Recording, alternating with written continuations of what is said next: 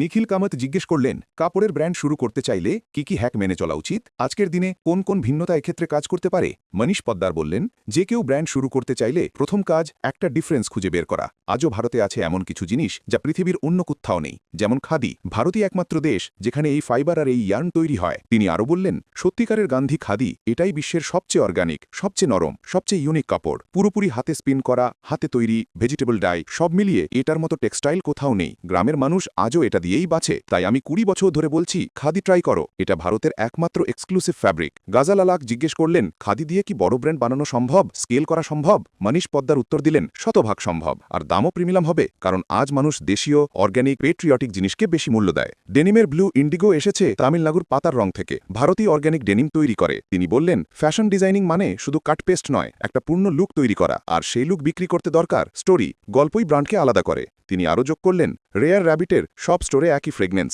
একই ফন্ট, একই ডিটেল থাকে। প্রতিটা গার্মেন্টে 69 থেকে 110 জন মানুষ হাত দেয়, তাই গন্ধও আলাদা হতে পারে। অনলাইনে অনেক সময় কাস্টমার ভাবে ব্যবহৃত পোশাক পাঠানো হয়েছে, কিন্তু আসলে সেটা হ্যান্ডলিং প্রক্রিয়ার গন্ধ।